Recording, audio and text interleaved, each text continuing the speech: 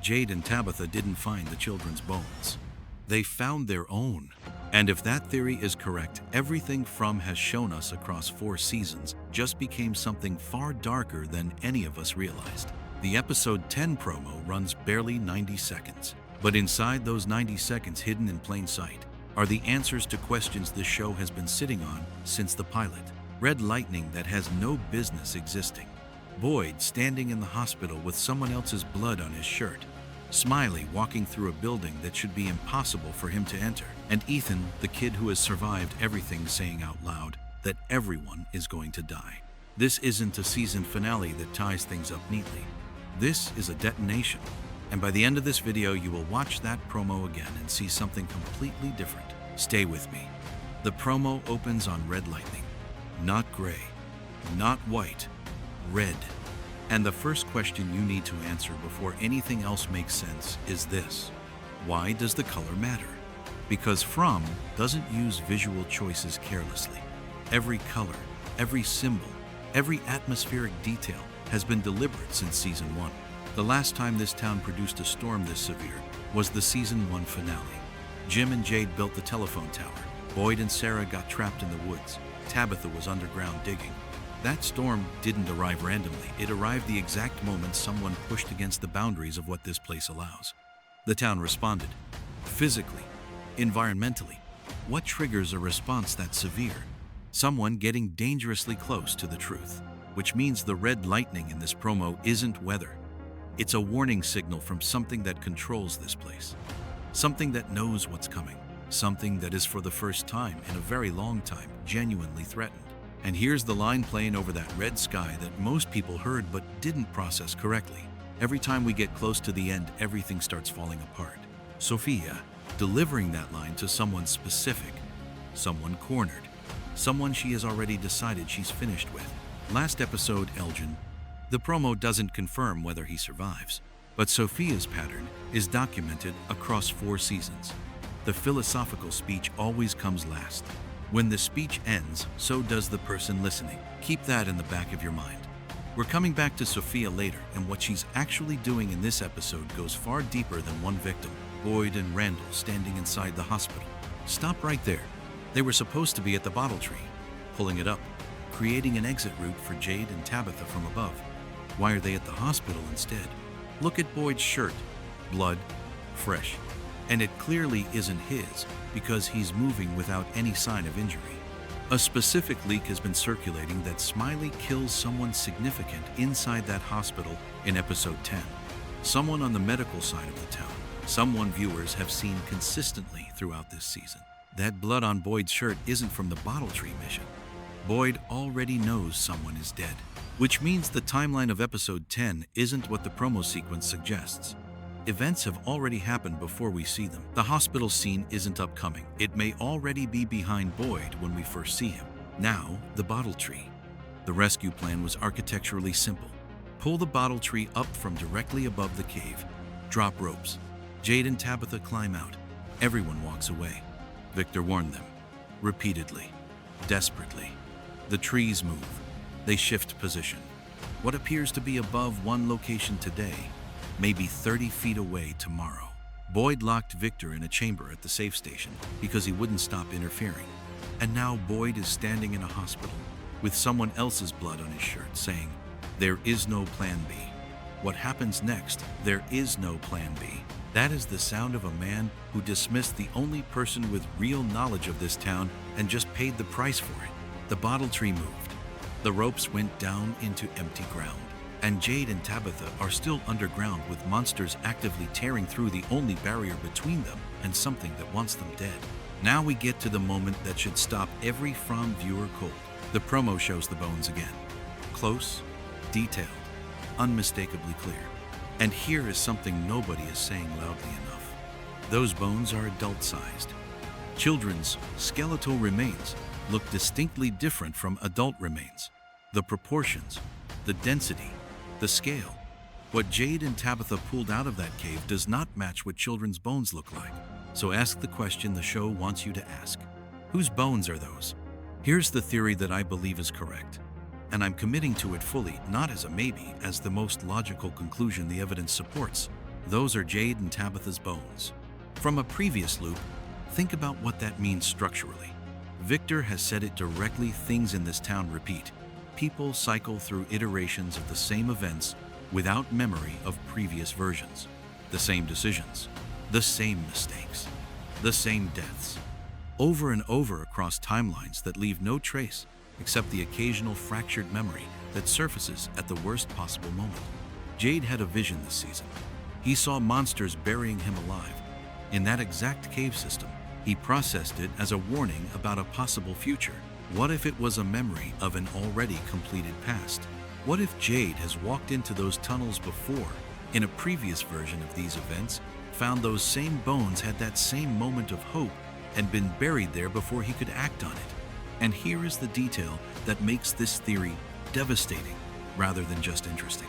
Sofia let them in. Sofia, a supernatural entity whose entire existence is connected to maintaining this curse, opened the door, encouraged the search, allowed two people who represent the greatest threat to this town's control to walk directly into the location where their previous selves are buried. That isn't oversight. That is the trap working exactly as designed. The bones aren't the prize at the end of the tunnel. The bones are the warning that nobody reads in time. We need to talk about Sofia properly, because the promo contains a moment involving her that the internet has largely glossed over, and it might be the most important 5 seconds in the entire 90-second clip. The finger movement. Watch it again carefully. That specific gesture, deliberate, rhythmic, practiced, is not random character behavior. Sofia does nothing randomly. Every physical choice she makes carries meaning tied directly to the rituals that govern this town. The man in yellow performs dark rituals. We have seen this directly, and Sofia exists as an extension of that power, taking human form, operating within the town, maintaining the mechanisms of the curse through actions that look innocuous until you understand what they're actually doing. That finger movement is a ritual act, and the timing matters enormously. She's performing it at the exact moment the town's environment is going haywire. Red lightning, seismic activity, the boundaries of this place under maximum stress. She isn't reacting to the chaos. She's conducting it. Sofia isn't a passive supernatural observer in episode 10. She's an active participant in whatever the town's response to being threatened actually looks like. And understanding that reframes every scene she appears in, because she isn't just a danger to individual characters. She's the town's immune system, activated, responding to an existential threat. And the existential threat is the people who just found bones that were never supposed to be found. Smiley walking into the hospital. One question demands an answer before anything else. How? The talismans should make this physically impossible. The hospital has been protected since Tabitha created them. Smiley cannot cross that threshold, except he clearly does in episode 10, which means the talismans either failed, possibly triggered by the seismic event following the bottle tree removal, or someone inside that building took them down. The hospital currently contains Fatima. Now, context matters here for everything that follows. Fatima's changes this season have been incremental but absolutely consistent. Physical symptoms that don't have medical explanations, moments of understanding things she shouldn't be able to access, behavioral shifts that the people around her have noticed but haven't fully confronted. The show has been building a transformation arc for Fatima that it hasn't named directly, but the direction has been clear for several episodes now. So when Smiley, a fully realized monster, walks into a building containing a woman in the process of becoming something other than human, the show isn't staging a horror scene. It's staging a recognition scene. Two versions of the same transformation. One completed, one in process. Meeting in a location that should have been safe and suddenly isn't. What Smiley does when he sees Fatima, and what Fatima does in response, that single interaction answers questions about monster origin that From has been protecting since season 1. This is the scene that reframes the entire show. And Boyd's blood-stained shirt suggests he arrives after, not before. Here's where everything connects. And this is the moment this video has been building towards since the first frame. Victor has been in this town for 35 to 40 years. He has watched more versions of these events than any living person. He documented everything because he knew his memory alone couldn't hold it. He drew it, preserved it, tried to communicate it to people who weren't ready to hear it. And Boyd, locked him in a chamber. Because Victor kept saying, don't pull up the bottle tree, don't go into the tunnels, don't follow the path that looks like it leads to the answer. Victor wasn't being obstructionist. Victor was the only person in this town who recognized the pattern. He had seen this specific sequence of events before. The bottle tree removal, the seismic response, the monsters breaching barriers they shouldn't be able to breach, the rescue mission that goes wrong in exactly the way the rescuers didn't plan for. Victor had seen all of it, in previous loops, across previous iterations, and he tried to stop it. Now he's locked in a chamber, suffering through an earthquake alone, while every warning he gave plays out in real time around the people who refused to listen. This is what From has been saying across 4 seasons about the nature of this town. The loop doesn't just trap the people inside it, it traps them in the specific pattern of decisions that got them killed before. The bottle tree, the tunnels, the bones, the rescue plan, the blood on Boyd's shirt. These aren't new events. These are the same events. And Ethan, standing in the promo saying everyone is going to die, may be the first person in any loop who has understood that clearly enough to say it out loud before it happens rather than after. Jim's ghost pointed him toward the Lake of Tears for a reason, because the Lake of Tears is the one location this loop cannot account for, the one place the pattern hasn't already swallowed. Go back to the beginning of this video. The first thing said was that Jade and Tabitha found their own bones. Now look at Ethan's breakdown in the promo, with everything we've just established in place. Everyone is going to die. He doesn't say everyone might die. He doesn't say he's scared. He says it as a statement of observed fact, because Victor told him something that nobody else fully absorbed. In every version of these events, Tabitha's boy survives, not because he's special, not because he's protected, but because everyone around him gets taken first. And by the time the loop resets, he's the only one left to remember anything at all. Ethan isn't panicking because he's afraid of dying. Ethan is panicking because he already knows he won't. And watching everyone he loves follow the same pattern that has killed previous versions of them without being able to stop it. That is a specific and devastating kind of horror that From has never put on screen this directly.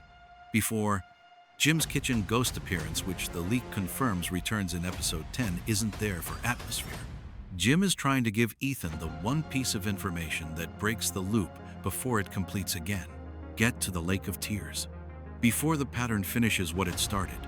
5 things episode 10 must deliver, and what happens if it does. Elgin doesn't survive Sofia. That death sets the emotional stakes for everything that follows and confirms the town's immune response is fully activated. The bones get identified as adult remains. Jade understands what he's actually looking at. That realization happening while monsters are coming through the barrier is the most terrifying scene this show has ever attempted. Fatima and Smiley's confrontation confirms transformation is real and explains monster origin. This single scene retroactively changes how viewers see every monster moment across 4 seasons. Boyd goes into the tunnels, ignores Victor's warnings again, gets closer than anyone has gotten before, but the pattern catches up. Someone doesn't come back up. Ethan reaches something connected to the Lake of Tears. Doesn't complete the journey, that's season 5, but sees enough to confirm the destination is real and the loop can actually be broken. If From delivers all 5 of those, season 5 becomes unmissable. If it doesn't, the finale breakdown video goes up the moment episode 10 ends. Every answer confirmed, every theory tested against what actually happened. Subscribe right now, not because of a generic reminder, but because that breakdown drops within hours of the finale airing. And if you're not subscribed, you will miss the window when the From community is most active and most engaged. That video will be the most important From content this channel produces. You want to be there for it.